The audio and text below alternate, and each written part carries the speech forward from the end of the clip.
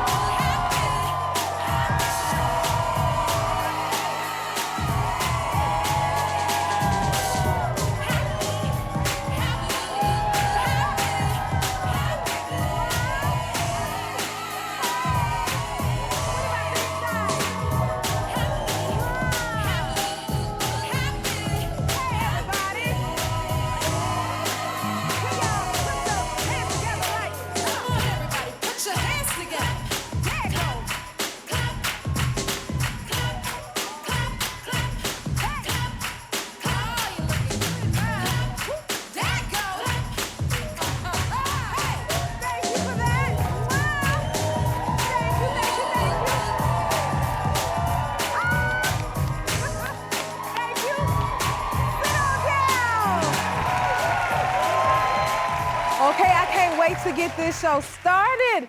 Listen, y'all, see, you know what? You never know who is studying you. That is why it is so important to put out good energy into the world. Yes, yes. And apparently, this show is inspiring young folks out there. So watch this clip. It's so cute. Hello, everybody. Welcome back to Mondays with Maddie. Before we chat, let me take a sip.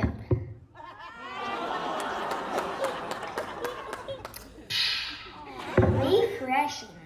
So, I just wanted to talk about my cup. It says she believed she could, so she did, which means to believe. Like, when I grow up, I want to be an agriculture engineer. And I think that I can achieve my goal. And I believe that I will be one someday. But I just have to work hard and believe. Comment down below what you believe in. Bye, guys. I love it. Did y'all catch that? Miss Maddie, did you hear the little noise she made after she took her sip? How cute is that? She's after my own heart. Miss Maddie, you're gonna make me step my game up, honey. Listen. So Maddie, you know what? I decided that I want to dedicate my mug to you today. My mug today says, "You are nothing short of amazing, young lady." Check it out. Yes, you are. You're such a young lady, Miss Maddie. Oh my God, that was so sweet. Now, I can't wait to watch you on your show, because I know you're gonna make it, sweetheart. Maybe you invite me to your show. Miss Maddie, will you do that for me? And I would love to have you come visit the Jennifer Hudson show. And you bring your mug, and I have my mug, and we take our sip together, which I need to do right now. This is for you, Miss Maddie. Look, girl, she just said, ah. So, this is for you, Mama Maddie, Miss Maddie, here you go.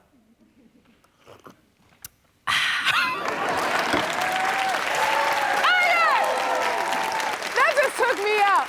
Okay, you know our first guest as one of the Emmy-winning hosts of The Real. Now she's a new mom with a whole new outlook on life. Please welcome Jeannie Mai Jenkins. Oh my God, I'm so happy for you with your show. Thank you. Finally, I get to come to the J. Hud show. Yes, you're here.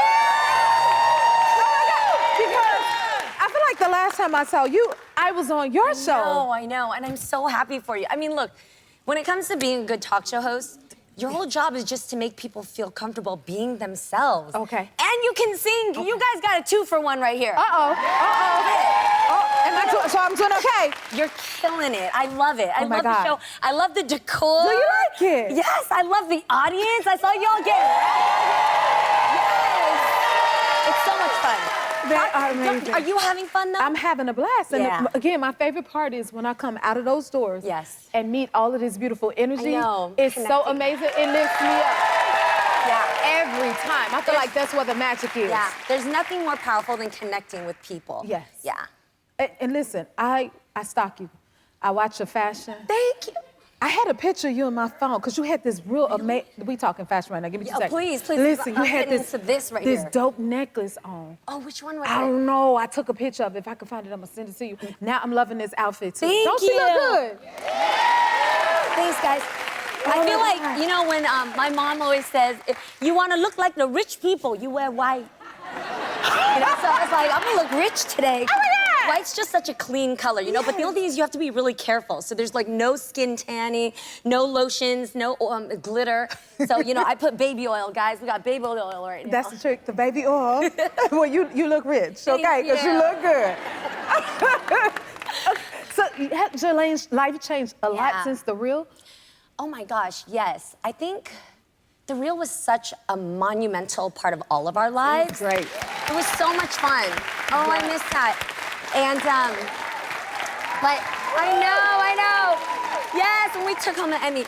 But at the same time, like, I bloomed on The Real. You know, I really, really found my voice. I started out on The Real not wanting children. I didn't want to get married again. I really thought that, I thought I was going to be, like, just living my best life by myself. And then now I'm a mom. I got married. I fell in love. It's so good. And so you just never know what happens. But the best part is just really being true to yourself. And then God will take you there, you know? Yes. Yes. I love your energy. It's Absolutely. so amazing. And you met your husband, Jeezy, on The Real, huh? I did. I know. You never know, girl. These talk shows. Yeah? These talk shows. You ain't got to swipe right. You just got to sit there in this perfect lighting, and your man might be somewhere right around here. Like, it just might happen. Hold on, let me look around here. Husband? Who is he? Oh, he over there raising his hand up. Okay. Okay. I'm just saying, I'm looking for him now. I know. And the thing about, like, meeting Jeezy is, like, we both grew together. We both found what healthy love means by just being real honest with each other and being able to just develop the type of safety that you don't have in mature relationships, you know? So I'm so happy, and this type of love made a baby. Oh, yes. You look so happy. Thank you. We can see it. You're radiating it. It's so gorgeous. And would you have 1-year-old? Yes, Monica Mai Jenkins, my only one. So cute. She's so Oh my God. Oh my God, I love it. Oh my God. I know, she's so much fun. Jennifer, I was gonna bring her here, but You I was like, should've. I know, I should've. My mom steals her. That is not my baby. It is my mother's baby. It is not mine. She takes her everywhere. They go matching everywhere. She's at TJ Maxx right now down the street if you guys want to find her. That's where she is every day. That is adorable. So is she a mommy's girl or daddy's girl? She is definitely a daddy's girl. She comes to me for food. She comes to daddy for love and money. Straight up. That's it. Like, this is them all day long. Oh my God. They love each other, but there's nothing like seeing that bond either, you know? Oh my gosh, she watches everything he does, and she's a bit sassy. Is she like, sassy? Very sassy. And which one of y'all is that like? Who do you think? Because it's not me. This is America's sweetheart right here. It's that one over there. And you know, Jeezy's he's very quiet, and he's kind of to himself. His vibe is on chill all day long. And she is like that. This is her sitting on the couch with him most days. They're just like this. Oh, so they got a chill moment. Yes. And if you ask her for a kiss, she's not gonna give it to you. You gotta run, chase her down, you gotta be like, give me a kiss. It's a whole thing. Yes. See, I got a locker. You see the grip? You see the nails? I got a kung fu grip on her. Look at her. That's the only way that you can get her down for a kiss. But otherwise, I love her so much. She's so much fun, and she's so opinionated. And I think the best thing is learning how to really teach her how to own who she is, you know? Yes. She's a beautiful blend of being Black and Vietnamese, and I want her to really understand what that means as a powerful woman today. Yes. Yeah. Oh my God. Yeah. Are you guys teaching them about your cultures? Yes, big time. Yeah, we try to have her spend time with her southern grandparents in Atlanta all the time, in Georgia, and then she goes down to the Bay and she spends time with my Vietnamese grandparents all the time. So she understands both sides, and I only speak Vietnamese to her, and then Dad only speaks the South to her. So I don't know what's gonna come out. We'll see. I love it. What kind of grandmother is your mom? She is a, I'm not sure if it's about Monaco or if it's about Grandma Mai, because now all she does is match my daughter everywhere she goes. Everything she buys, like she just wants to, they are twinning them like all day long. If she's can't buy it, you know, for two, she'll go to the seamstress and cut it down the middle. Oh, she gonna make it too. Oh, she'll turn, I've seen her turn pants into head wraps. I've seen tutus into one for each. She's a whole thing. This is all they do. This is the doctors, this is the bus stop, this is how they look all the time. Hey, your mom likes a good outfit. Has she always been like that? She has. You know, my mom, it's really because of the way she grew up. You know, she's a refugee from '79. You know, she came from very, very rough beginnings. If you imagine escaping a country to find a country that could offer freedom, and being able to find your voice in a country where you don't speak the language and you don't have an identity and you're being unseen. She is definitely today louder and prouder than any person I have ever met. No, Mom. She is truly the most confident person I've ever met in my life. I love it. Yeah, and I love that. I think I became a television host because of my mom. My mom taught me how to celebrate people and that you really have the power to make people feel seen. Yeah. Wow, that is a beautiful message. Yeah. We want to meet Mom one day, don't we? Yeah, we'll be Oh my God. too. Will you stick around for a little bit? Absolutely. Love having you. Yes. More with Jeannie. We'll be right back. We're back with Jeannie. You went to Vietnam recently? I did. Yo, I took my man home to my country Nice. for our second anniversary. But Jeezy and I have always been about that. Like on one of our first dates, he took me to Hawkinsville, Atlanta, or Georgia, so I could learn where he grew up. So I was like, well, then I'm taking you back to the motherland. Let's go to Vietnam, baby. So I took him to 8 regions. It was like 6 airplanes, 20 hours by car, a train, and a partridge in a pear tree, and there we were.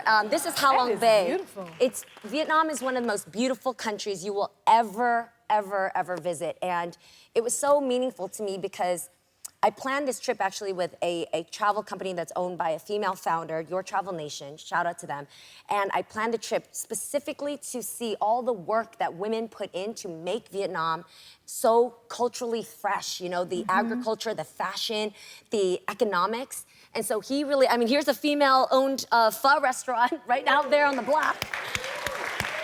Nice. And this was his first time visiting? It was his first time because he's married to a Vietnamese woman. He's raising a half-black Vietnamese daughter. It's important for men to really understand how much women do, not just in our house, but around the world. And so it was one of my favorite trips with Jeezy, and it really brought us closer together and also made us learn a lot of things that we didn't want to learn. But all the things, this is... Where are you here? So this is a mountain called Yên Tu, but you spell it Y-E-N-T-U. It's a 4-hour steep uphill hike where Buddhism was actually invented in Vietnam. And these monks would go up this mountain 2 steps and stop to pray. 2 steps and stop to pray. Ooh. So Tress, I was taking a seat and praying up at the top to Jesus. I was like, oh my God, thank you for getting me here. But this was us just like really getting to know the heartbeat of Vietnam. That is amazing. Yeah, amazing, it was. Oh my God. And you guys live in Atlanta now? Yeah, so we live in the A. How are you liking it? Man, Atlanta is so vibey. It is a whole, anybody who knows in the A, like, it is, a whole nother planet, right? The vibe, the drink, the people. I feel like it's a big party all the time when I come out there, when I step out. And I feel like me being so excited about, discovering things, I get Jeezy to do things he's never done in Atlanta, and he's from there. Okay, tell us about your new drink you have coming out. I know, so I was excited to share this with you. I know that you don't drink, but I will say, for anybody who does, it took me my whole life. Yup, me too. It took me Same my right, whole lady. life to find the perfect drink because I realized that sometimes when we need to take a break, you go and you get a drink, but it's not always filled with good stuff for you. And plus today, like in my 40s-ish, I need my skin to be popping. I need to make sure that I feel good, and I also need to make sure that I'm gonna wake up strong tomorrow because I got things to do. I got a baby to raise. So I joined with these two founders who created the most amazing perfect drink that's a little mix of me. It's got its zen and its relaxation with tea, and it's also got the ratchet with the booze. So it's Boozy tea. Boozy tea, I like that. Give me 5 for that. Yes! Okay. So it's Boozy tea. And I came up with a skinny margarita that's also launching soon. So you guys check out Owl's Brew Boozy Tea. It's so bomb. You better pop it open. And just because Jen has had one, I'm gonna have one for her too. Yes, have one for me.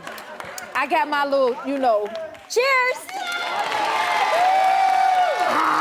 Thank you, Jeannie. Will you come back and see us? Yes, totally. While she take a sip, okay? For more information, Owl's Brew, go to our website. We'll be right back. Our next guest is on a mission to bring awareness to mental health in a very unique way. From Chicago, please welcome the founder of the Coffee, Hip Hop, and Mental Health, Christopher LeMark. Come on out. Thank you for being here. Oh, thank you for having me. All right. Now, tell us about your story. You have an incredible story. Yeah, I'm from the south side of Chicago, born and raised. There you go, there you go. 6453 South Hermitage. I grew up as a ward of the state. I lived with family, but I never knew my mom, never knew my dad, right? And I experienced 12 years of abuse in that house. And, but it's good though, like I'm here now, right? That's right. Right? So, abused in like every way, right? But I found, hope and, faith in God and then through music like hip hop. So that was a big thing for me. So Yes. hip hop helped me a lot. Hip hop. Yeah. Music can be very therapeutic. I know that. That is for sure. What made you decide that you wanted to help, others? I had a really messy cry inside of a coffee shop in 2018. I was working a dead-end job. I felt like a failure of a musician. I didn't make it in hip-hop, right? And so, I walked through the pathway, went to go get some lunch. I couldn't afford lunch, so I went to the coffee shop because that's easy to curb my appetite by buying a cup of coffee, right? But being in that coffee shop, I was dealing with just a combination of all this stuff, right? Being a 3-time, suicide survivor, right? Going through all this stuff, feeling like a failure. I didn't make it in music. I don't own nothing. I don't have anything. And I started to cry in this coffee shop. But here's the beautiful thing about the cry, though. I needed this messy cry. Because I realized in that moment that it wasn't about me not wanting to be here no more. Nobody had ever taught me how to live. So, right? Thank you. So, in that moment, I decided to take my butt to therapy. And it was in therapy I started to learn so much. Like, the most important thing my therapist said to me that it wasn't my fault that I was abused. I was just a kid. Right. And so that helped me. And so I went home one day and I wrote down coffee, hip hop, and mental health, something that started to change my life. And I say, you know what? I'm sure there's so many Black people in my community that don't have any access to therapy that need this type of support. So I'm gonna create an organization where we can pay for people to go to therapy and provide mental health programs. That's for free. amazing.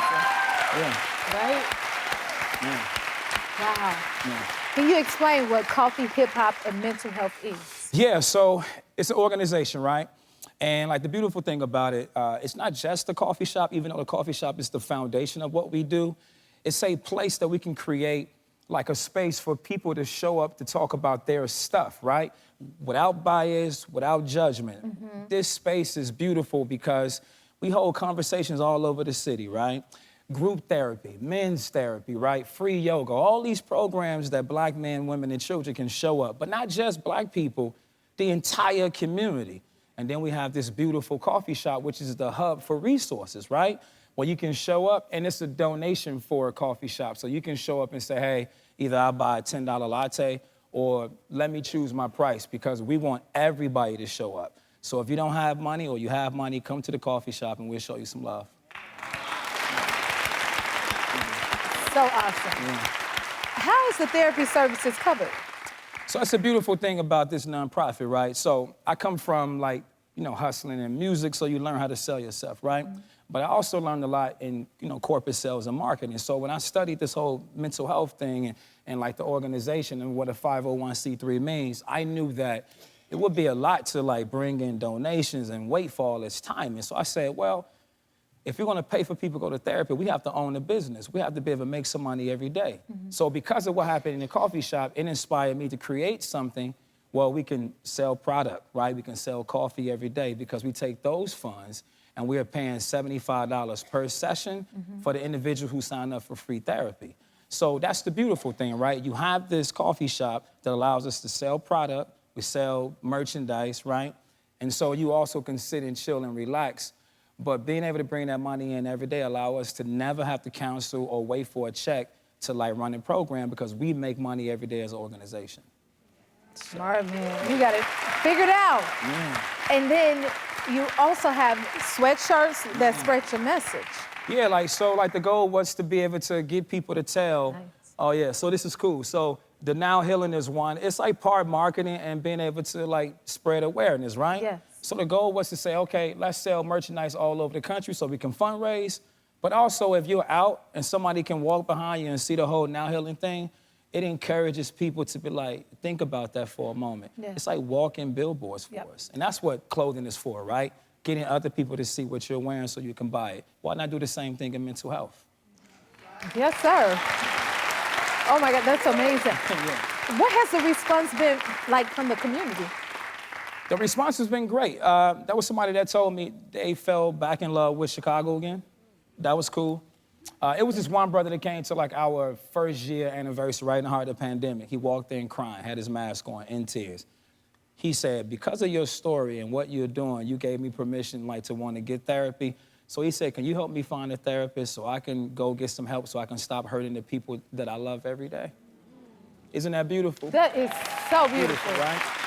Wow. Yeah, I mean, so, but the many people say, thank you. Thank you for creating a space for us to be able to show up. Because the thing about our group therapy session that happen every Sunday, you have every race, every lifestyle, all in one room, and we break down albums. We may break down The Blueprint, right? We may break down 808s and Heartbreak, right? And everybody have, music in common, right? Everybody know what it's like to be in love and what it means to be heartbroken. So we take those simple things and we put it in the middle of the floor and we have conversation, and we use that as a way to open people up. And everybody got something that they holding, but if they can come into a space and release it, that can start freeing them. And that's why I always say healing is a marathon, All right. You said it. Will you stick around for a little bit? Yeah, sure. Okay. We have to take a quick break, but more with Christopher when we come back. We're back with Christopher LeMark of Coffee, Hip Hop, and Mental Health. You opened a new location in Chicago. Tell me about the process. What that's been like. Hard. Well, here's why it was tough, because I had never built anything, right? And we had lost our general contractor, right? A contractor that said, hey, we're going to support you, and they reached out to us, right? And then when it was time to build a coffee shop, we didn't have them. And so we were paying $4,000 a month on a space that we didn't have any business, right? So I'm resourceful. I grew up in group homes and shelters and being homeless, so I had to go do what I had to do. So I hired an electrician, a plumber, and a painter, and went to my architect and said, hey, let's change these plans up a bit so we can get this thing open, because we have to, right? And what was sitting for like a year, it took us 3 weeks to finally get it done, and now we're fully open. Yeah. My God. Yeah. Oh, look at my baby. How does that make you feel? Oh, and that's your baby? That's my baby. Man, he don't look like that no more now. He's 15 months. Man. I never thought I would have a family.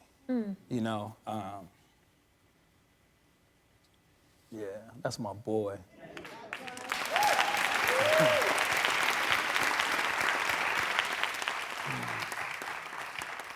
His name is Abram Christopher LeMark. Can you say hi to him, Jen?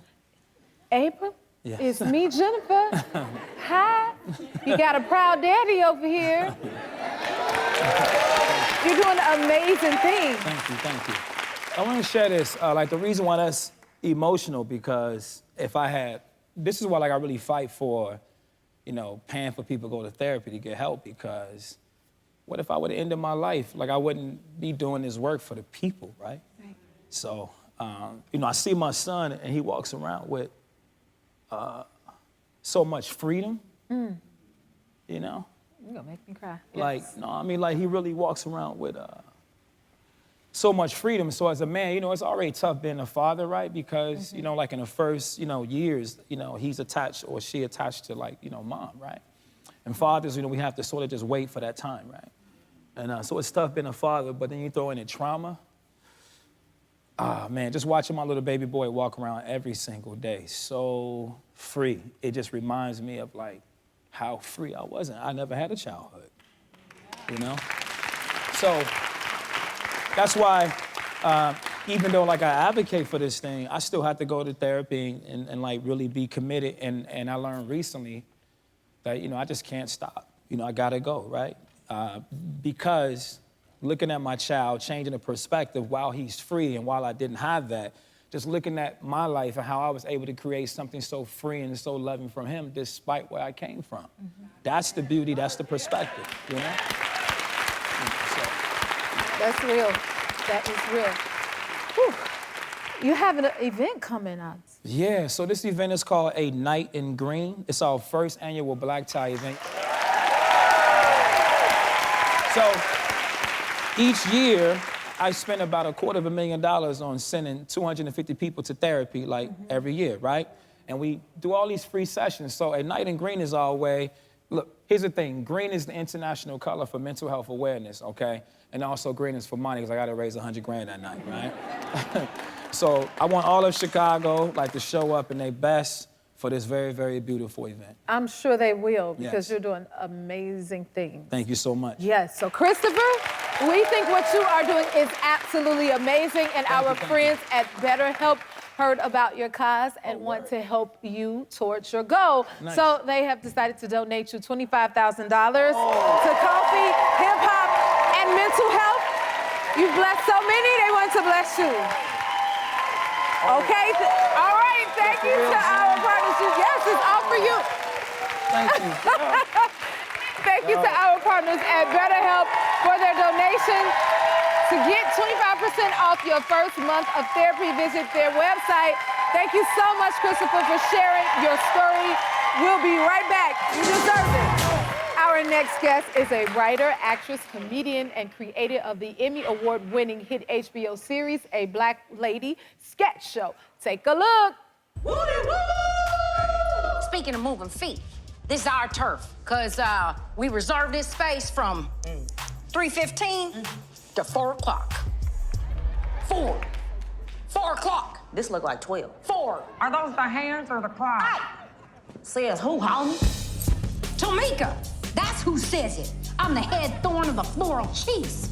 Flippity, flippity. Flip, flip, flip. Wow. Please welcome Robin Thede. Thank you for being here. Oh my God, thank you for having me. I'm so proud of you and everything you're doing. Thank you. Oh my God. I'm proud of you too. Thank you. Congratulations on all your success. Thank you, thank you. Okay, so the last time we saw each other Yes. was at the Critics' Choice Awards a few years ago. The black one, the black people's one. They do a bunch of There was one that was specifically for like celebration of black TV and film. And I ran up to you at your table and I just told you how amazing you are in everything. Aw. But your latest project was Respect, but also how much I love Dreamgirls. And you guys, she was so sweet. Like, there was none of that Hollywood stuff. Like, if you're like, who's Jennifer Hudson? Like, off of TV, stop. everything you want her to be, okay? Aw. Amazing. Thank you. So sweet. Thank you. You were so sweet. Thank you. And you were literally, like, eating. What's I eating, girl? I don't know, you may have been. There was food on the table. I don't know if you were eating. Anyway, thank you for letting me accost you. I'm just such a big fan. I'm so proud of everything you're doing. Oh my God, I'm a fan of yours as well. Okay, and you got to meet one of your favorite heroes. Like, we all have our heroes that we love to did. meet. It's happened to me a couple times, but recently, I literally almost tear up thinking about it because I went on national TV and made a blubbering mess of myself, and I'm proud of it because I got to meet Whoopi Goldberg. Oh. And there she is, and I look very composed in that photo. You do. But I was a mess. I was like, okay, I'm not gonna cry. But she was the first Black woman I saw playing characters, and that's what inspired me to do all the sketch comedy. So I started I was on The View, obviously, and this character in particular, she put a shirt on her head, and she thought she wanted to be white, and she couldn't figure out, like, you know, why she had to be born Black, but then she came back around and appreciated herself and her skin, and it was just such a beautiful, real moment. That was also really funny. So I start to tell her, and I'm like, okay, I'm not gonna cry. And I'm like, so you, I immediately start bawling. But I was really proud to have that moment because, you know, they say don't meet your heroes, but I just think they're wrong. When you're ready, I feel like it's really cool that I could come to her as someone who's following in her footsteps and say, thank you. Yes. And what a hero you picked, though. Yeah. You know, there was another time, too, I got to meet, so it was Whoopi for me when I was really little, and then Kim Wayans on In Living Color. Oh, yes. Wayans ain't no joke, that's for sure. Oh, and so I was like, when I saw Kim, oh my God, Benita Petrell. I love her so much.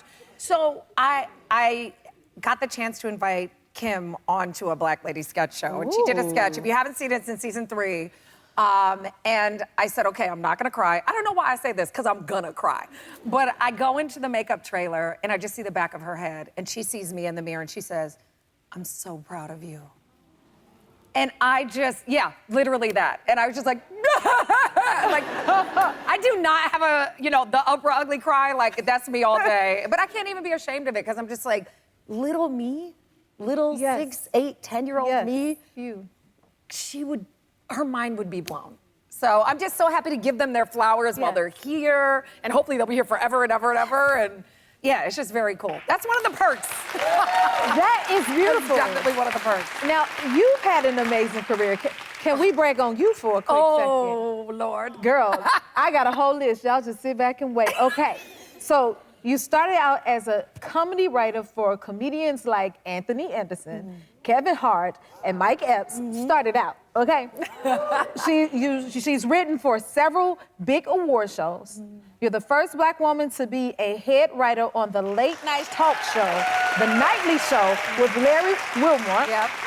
First Black woman ever in the history of late night. Tell it! First Black woman to be a head writer for the White House Correspondents' Dinner. Yes. Hold on. And 4 seasons later, with 13 Emmy Award nominations, she is the first Black woman to create a TV sketch comedy show. Yeah. That's your flowers. Yeah. How does it feel, make you feel hearing that? I feel like I'm making all those women who inspired me proud. And Whoopi said that to me, Kim said that to me, obviously, and that is, you know what? It's not because of what I've accomplished, it's what I'm creating and leaving behind me, like what they left for me. You know? And that's what feels so good. Whoopi said to me, now you get to be the example. She said, you created an all Black women writers room. There aren't even all white women comedy writers room. Like you know, she's like, look at what you've done. Thank you, one man, thank you. Ladies, give yourselves a hand, okay? But it's true, right? And I think about like all the writers that come through my show and all the cast and like the whole show is run by women of color. It's just unheard of. So, I mean, except for here, because y'all doing it over here, okay? Behind the scenes, it's real. But that's so lovely to see and to create in an environment where you don't have to explain your identity before you pitch your ideas. You know, so I think that's just what's so great. And I think the proof is in the work. Yes, it is. It's joy-centered, you know? You're paving the way. You're a part of that. Yeah. Will you stick around for a little bit? Yes, please. We're happy to have you. What with Robin, we'll be right back. Well, good morning. God is good? All the time. Amen. Apologies for my tardiness, Your Honor. My client was stuck in a revolving door. What in the baby hair? It's a Black lady courtroom. Black lady courtroom. Black lady courtroom. Black lady courtroom. Okay.